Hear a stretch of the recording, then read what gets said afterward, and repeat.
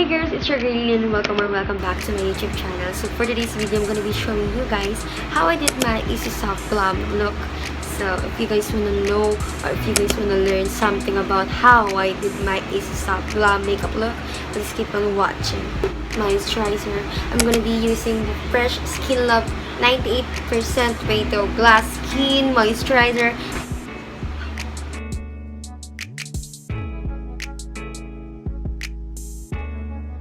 So next, I'm gonna be using the Quick FX No Shine Mattifier Primer. So for my foundation, I'm going to use the You Can Face It foundation from Squad Cosmetics. I'm in the shade Beige. Ito yung paborito ko ngayon as of the moment. Super paborito ko siya niya. Huwag niya akong gayahin. Sobrang ganda niya kasi, promise. Paborito ko to ngayon.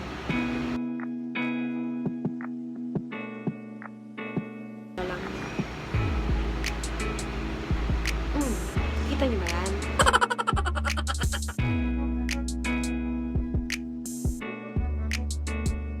Agad ako ng damp na sponge, tapos ayan. Para mas maging maganda yung kanyang finish. So, ayan. Tignan niyo naman, di ba? Favorito ko to ngayon. Sobrang ganda niya kasi talaga, promise. Gusto ko rin i-try yung BB cream nila. Pero kasi ano eh, parang hindi ko rin kasi siya magagamit. Parang ayoko naman magsaya ng pera. Kasi mas ano ko ngayon, di ba kasi nag-video nga ako sa Instagram ko, so kailangan ko ng foundation. So, ayun. Dapat bibili ako nun. Pero naisip ko, medyo tinuturan ko na kasi sarili ko na ano, yung needs and wants. Ewan ko, sana totoo to. Sana magtuloy-tuloy siya. Ayun guys, kita nyo ba? Kita nyo ba yung difference niya? Diba sobrang ganda talaga? Ang tagal sa akin itong version. Ito yung una kong mga naging version. Color pink, naka-bouquet brush. Mura lang to, 100 pesos lang to. Nabrand ko lang ito dati sa kaklase ko na nagbibenta. Ayun, bumili ako sa kanya.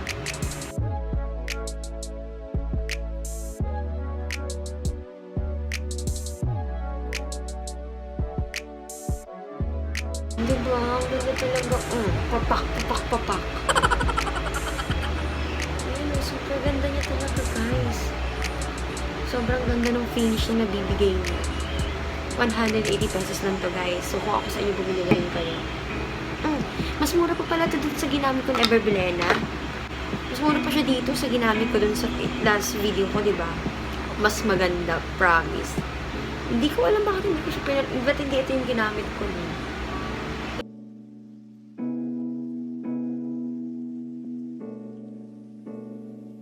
Sponge.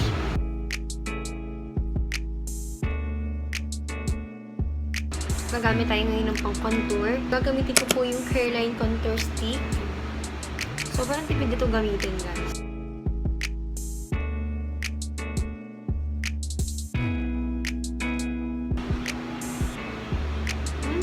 So, ayan. Everbilena Cute Teardrop.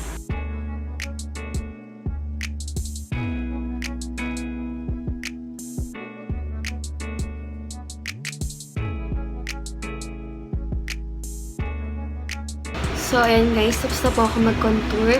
And next naman po natin ay concealer. And I'm gonna be using the Maybelline Fit Me Concealer in the shade 25. Ay, lagyan natin siya dito. Tapos dito.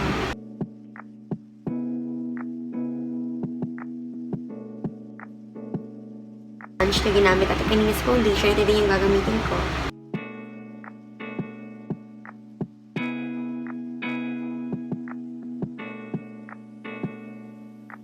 Sobrang kinakabahan ako na parang na-excite ako. Kasi syempre, diba, ano na kasi ako, college na ako ngayong school year sana. Kaso kasi, diba, may COVID nga. Pero ayun, nakapag-enroll na rin ako. Parang ayun ko sayangin din yung ano eh. Kung online class din naman, diba. Wala na, ayun ko lang din kasi masayang yung panahon, yung araw, yung taon. Pero pag face-to-face, naku, magpatay tayo dyan. So, next naman natin na gagamitin pang set ay ang Nude Glow Final Powder in Creamy Glow. So, ayan, sanay na natin siya dito. Yung brush.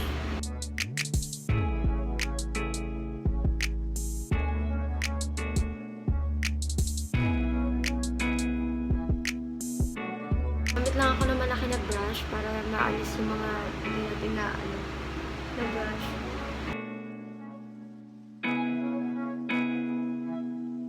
That I will do my brows off cam, so I'll be back. So, ayan po, tapos na po yung kilay natin.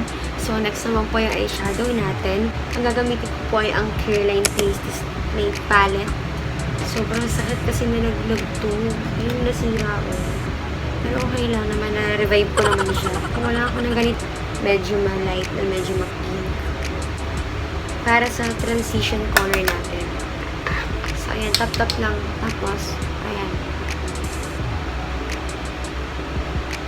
Ayan, nagilagay lang natin siya dito sa taas.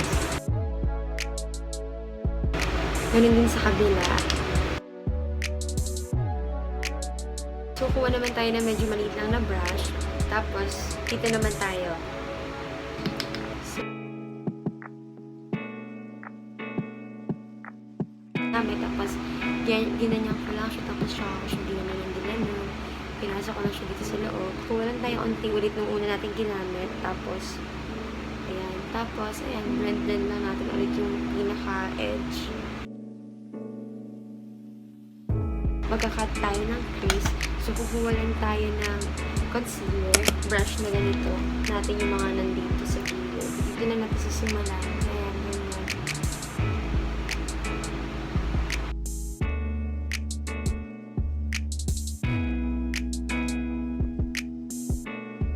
Susundan mo lang naman yung crease mo. Okay, di ba? Nalagay ka dito sa pinaka-tip, tapos saka ako tumingin sa taas. Tapos, ayun na yun. Hindi natin siya sinagad. Iniwan natin itong outer crease. Iniwan natin yung outer crease natin. Kasi parang ayun mas magbibigay ng so, ayun. Meron din sa kabila.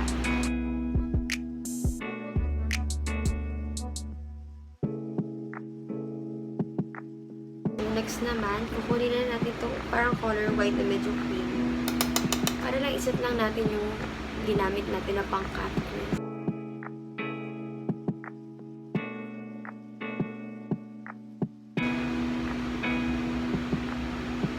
So, ayan. Yan na. Tapos next, kunin ulit natin yung ginamit natin na pang-lagay sa outer crease. Tapos ito din. Tap-tap. Tapos ayan, blend lang natin para mas maganda yung blending nilang dalawa yan. Alam po tayo ng unting shimmer. Ito. Uy, ang dami. Next naman po, lalagay po tayo ng ating false eyelashes.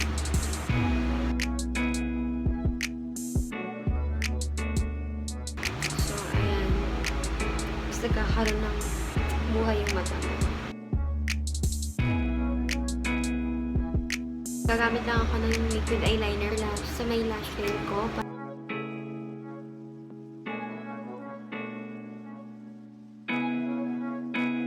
So, I'm gonna be using the Liezel Cosmetics Hour Contour in the shade Confirm. Oh, mommy! Next naman, blush. Our blush in Viewpon. Tapos, pangat lang. So, please, babalik lang ako dito. Tapos, kasi nakalimutan kong mag-nose line. So, ayan. Hindi naman sobrang defined. I-enhance lang natin yung ilong. Ayoko din naman sobrang ganun.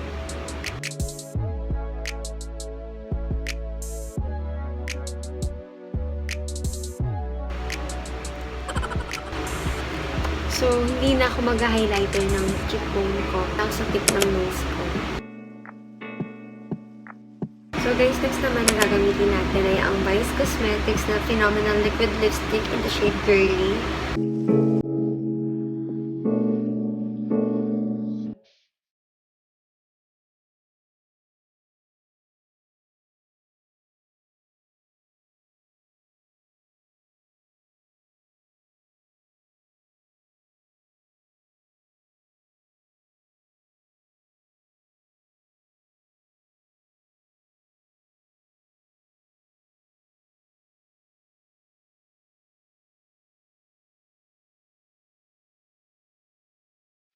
that's it for today's video, guys. So, umuulan na, kailangan ko na itong bilisan.